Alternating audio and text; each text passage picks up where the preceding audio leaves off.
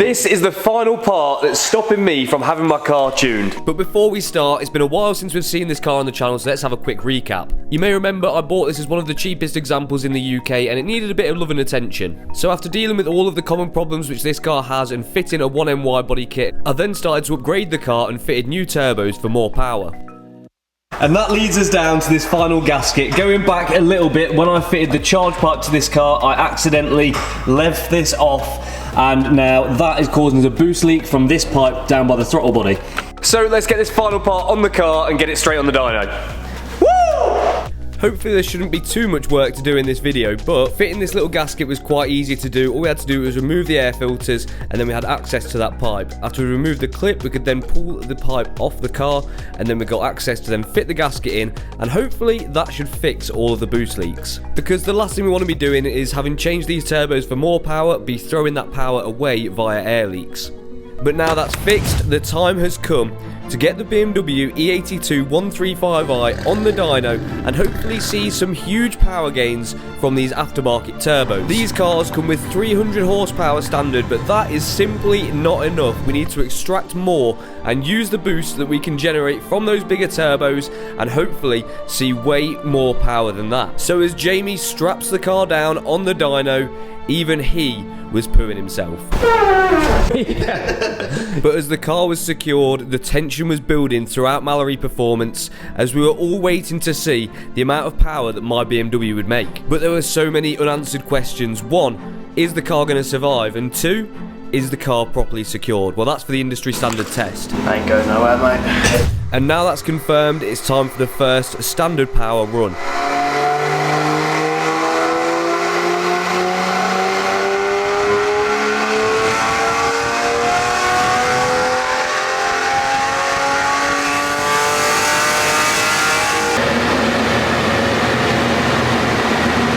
Okay, so we've just done the first run on the dyno to see kind of where the car's at as it is, basically. So we've got an intercooler fitted, uprated turbos, down pipes, and we think the car's already been mapped because there's no engine management light on the dash from those decats. And well, have a look at this. It's not great. It's not great figures, I'm not gonna lie. So we've made what we made, Phil. We made 236 brake.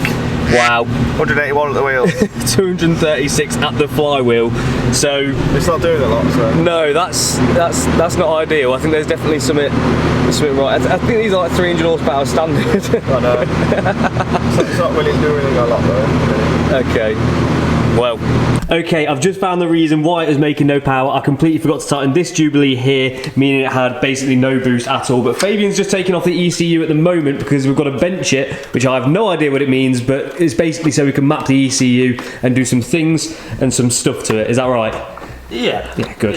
One problem down, another one occurs. So now the ECU will not read properly in the car. So we're going to try and bench it and see if we can read it with software and hardware outside of the car to see if it responds a little bit better. And, well, it didn't. And the only thing that I can put this down to is possibly the fact it was mapped before, and that might be locking us out. Okay, it's now a few weeks on, and it wasn't as easy as what I thought it was going to be to get my BMW tuned, and there's a few reasons why. And the first one is the reason why it made basically no power, and that's because I very carelessly left this Jubilee clip off here. So as soon as that's back on, the car was actually making boost again, which is all good. So that's that part sorted, but that also doesn't answer this.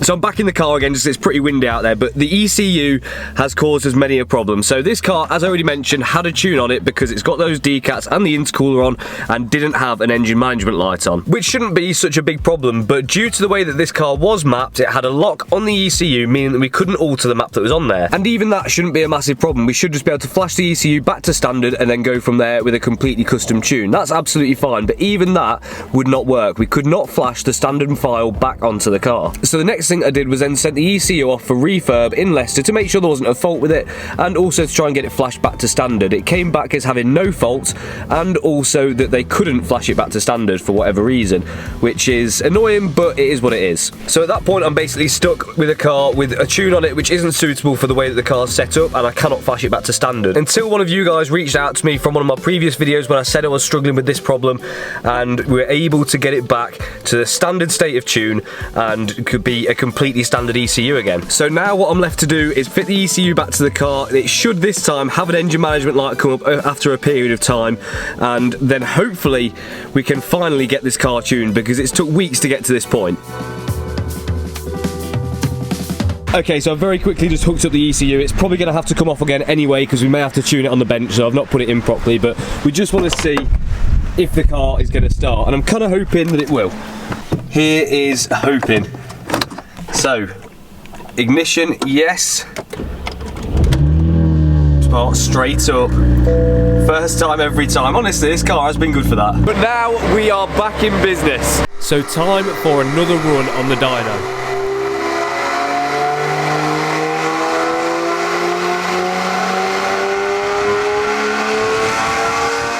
Well, at least I thought we were back in business. So on the first run, it made 340 horsepower with the standard map and with all the mods that are done, which is pretty decent. And on the second run, it made good power. But I'm going to come back to what those figures are, well, unfortunately, in the next video, because, well, we've had some issues with the car. The BMW started running really badly and started misfiring, and basically was running with absolutely zero boost. But strangely enough, this time, there was no fault codes, so there was no fault showing on the car. It just had absolutely no boost coming from the turbos. So the car had absolutely zero boost, which you'd normally expect to be something like a boost pipe popping off, but then you would normally expect an engine management light to come on with that, because it's then tricking the math. But like I already said, there was no fault codes, and once we'd smoke tested it, it was absolutely fine. There was still zero boost leaks. So that leaves us with another problem, and I've now got to try and figure out what that is in order to get my BMW tuned, and it's been a long, ongoing project with this car, I can tell you that. Okay, I may have just found something, I'm not 100% sure, but using one of these MITI-vac things, basically what this does is simulates vacuum on this pipe here, which goes into the bottom of one of these canisters here. It's not holding any pressure at all. This is the one that runs over the top of the engine and then around to somewhere around the inlet manifold. So I'm going to pull this off now and see if I can find an obvious reason why that's holding no vacuum. So to try and diagnose this problem, pull off the engine cover, and we're going to try and see if we can pinpoint where exactly this vacuum leak's coming from. I'm not 100% sure that this is the problem, but it's possibly a strong contender, because without vacuum, the actuators won't open, therefore the car will make no boost. So it's a high possibility. So I can use a MITI-vac to simulate vacuum in areas of the pipework for the vacuum system, and hopefully try and pinpoint exactly where that's coming from. But again, it wasn't quite where I expected it to be. Okay, so this is as far as I've got. Everything this end of the vacuum system is okay. So from these canisters to the boost control solenoids or whatever they are, over the top of the rocker cover is okay. Everything here is okay, but the place where I can identify the problem is on this pipe here. Well, that's as far down as I can isolate it. This little vacuum line here is okay, but up here seems to be where the problem lies. So somewhere around the master cylinder down to this pipe here. Now I can't get this one off here to isolate this pipe in particular, but what I can do is smoke test it. So smoke testing is used to find air leaks in areas of pipework, and what that does essentially is pump a smoke or a mist throughout the pipework, and then you'll be able to see visibly where it leaks out from if there is a leak. So once that's hooked up, I can then push that securely into the end of that pipe and hang fire, and then I can see exactly where this leak's coming from and why these pipes aren't holding vacuum. Could this be the cause of my problem? So I've just found this pipe here, which comes out just by the inlet manifold, and put the smoke tester in there, and it's all holding solid until we get to over by the kind of brake master cylinder. That's what it's called, isn't it? Yeah. Yep. And then there's smoke coming out over there. So does that mean there's possibly a cracked pipe over there which could somehow be causing us to have no boost? Is that a thing? Does it sound possible? What's your opinion, Matt? I wouldn't even know. Like I've never heard that boost pipe causing. I mean, I had a Google and it said when it's got no boost and no codes that a brake booster pipe could be an issue. I don't see how that works, but I don't really understand this part of it. I'm a bit lost. Like, why would you get no boost if that might not? I don't know, but I swear that's what it said when I Googled it. That goes onto here. Nah, there's no way you can't get boost off of that. Look at that, it's not even... But I think it's something to do with the actuators. It's not like a boost pipe. It's like it messes with the vacuum for the actuators, I think. Surely not. surely not that much. But apparently, I think what it causes it to do is to have like no vacuum, so the actuators don't pull. Do you know what I mean? But where the hell does that even go? Up there. Oh, okay, so it goes through that. Through there, into this bit here. Yeah. Then it connects into the huge brake. No swearing, please, Matthew. Oh, yeah. It's a family-friendly channel these days. So I need yours guys' help. This is where my problem is. So I believe there's a pinhole in this rusted section here that you can see behind the brake booster, and that's where some at least of this smoke is coming from. And could this be causing my problem? I'm not sure. So please let me know, and please try and help me out in the comments section, because I am well and truly stuck trying to tune this car at the moment, and I really want to get the car done because I absolutely love it to bits, but it's really testing my skills and my patience. Corrosion! Corrosion! What a problem to have. I mean, I'd be so surprised if that fixed it, but it is what it is, isn't it? You could argue that electrical cars are better. Shut up. If that is the problem, let me know in the comments down below if you think it is, but that is a strange one. Like, I have never heard of that before, and if that does fix it, I will be very surprised. But we have no fault codes and also no boost, so that's a strange duo too. It's basically like the equivalent of saying your windshield wipers don't work, so you've got no boost. Pretty much, yeah. Yeah, it's like two complete, in my mind anyway, they're unrelated things, yeah. But it may be. You know, when you don't have no boost, you think boost leak or something serious. If it's that, I will be shocked. Absolutely shocked. Yeah. Yeah. And it doesn't. It don't look easy either, does it? No, it doesn't, Chris. It does look like. It's Chris. It looks like a bit of a faff, if I'm honest, because this connects to the brake pedal on the inside. But that might be, even though that sounds bad, it might not be that bad. Might not be that bad. I reckon there's a couple of 10 mils holding that to the actual bulkhead. Yeah. Yeah, like into this master cylinder here. Well, good luck with taking that out. Jesus Christ. And then it's like coming from behind that. Oh wow. Yeah, it just seems to be coming from around the back of that, doesn't it? There's not a lot of pressure in that though, to be fair, is there?